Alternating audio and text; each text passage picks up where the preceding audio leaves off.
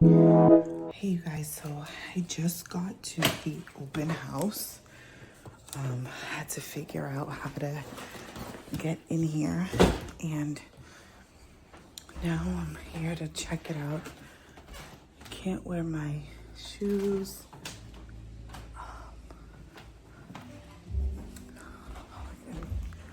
Just making sure everything is set. But let me show you guys what it looks like. The back door was open. The front door wasn't open. But I'm about to open the front door right now. And I forgot my my open house sign. But let me show you guys what it looks like. Hold on. This is, oh great. I got some light. So let me show you guys. And the open house is in Rosendale. So this is in Rosendale townhouse. All right, so this is the entrance.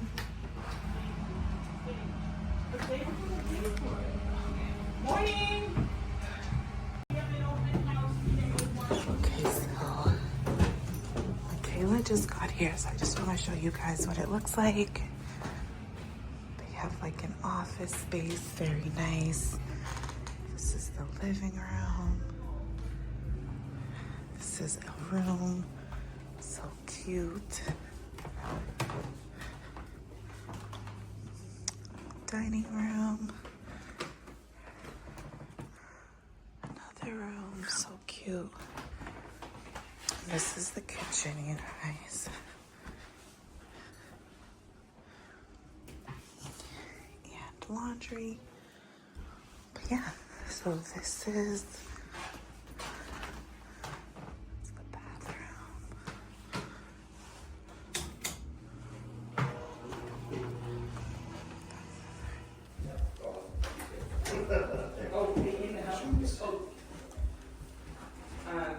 Yes. So bus, 5 minutes away, we take you to Forest Hills, which is Orange Line. Yep. Or in Rock. So you guys, this is the primary suite that I didn't even know was connected to the office. Look how nice this is. There's like the closet in there. So nice. And a bathroom. So that's the primary suite. I can literally live here. The primary suite is everything. Like, so nice, so big, so large. You wouldn't even have to go down and get anything. Just add a mini fridge and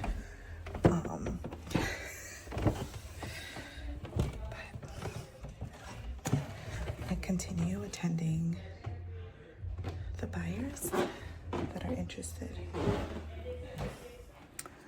So you guys, I'm wrapping up with the open house. We are done for today. Closing down the lights. Especially if the people still live in the house, you just gotta leave it the same way you came in to it, because they're still paying electricity, so you gotta close the lights and stuff like that. But another thing I want to say, I think I do say it, but I keep saying it because it's important. I had to flip the camera around, but it's very important to go see a house when it's raining. So if there's an open house or anything like that and it's raining, go see it, because it really gives you an idea of any flaws or anything like that. But today's open house was a good turnout. We had about 10 families that came. So yeah, so we had about 10 families that came. So Rosendale is a little hot town in Boston. It's much more affordable than Jamaica Plain.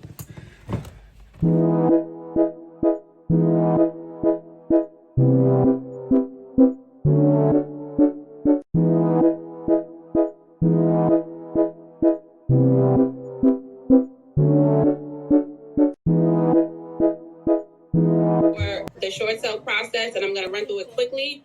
Don't be discouraged. I do offer a full course where I train you from start to finish, and that is a 2-hour session. Afterwards, Miss Marsha, she's going to come on and she's going to talk about renovation loans, okay? That's going to be another about 15 minutes. So that's 30 minutes in total between the two of us. Following that, we're going to open the floor for Q&A. So that means you all run the show, okay? So please write down your questions. If anything you could think about, you have a concern, if you're currently working on a deal, or you know someone that's working on a deal, get ready to ask those questions because the final half hour will belong to you. We have Ms. Jasmine who entered the room and she showed herself for a brief second and then disappeared. Before we get started, do you want to tell us who you are, where you're from, and what made you join this class this evening?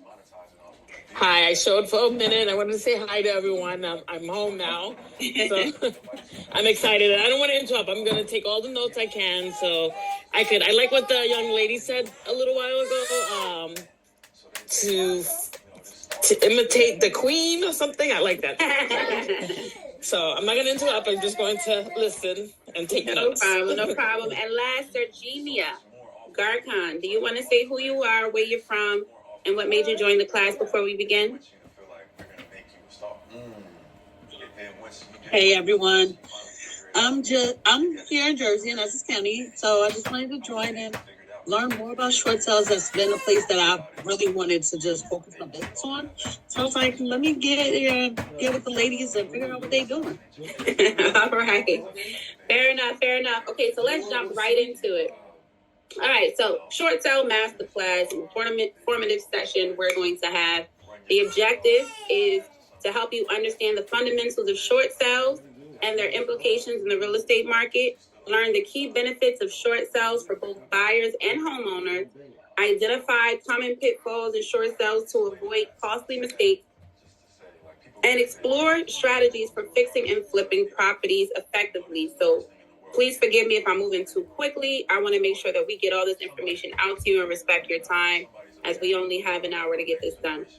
So short sales can provide unique opportunities, again, for both sellers and buyers in the real estate market, enabling homeowners to avoid foreclosure while allowing investors to acquire properties at a discount. Now, when I say discount, typically when you're negotiating a short sale, whatever the value of the property may be, expect to negotiate it down. Well, expect the bank to be okay with at least between 80 and 88% of the value. So let's say they send out they get a BPO done, right? That's the broker's price opinion, which is similar to what we would call an appraisal, right?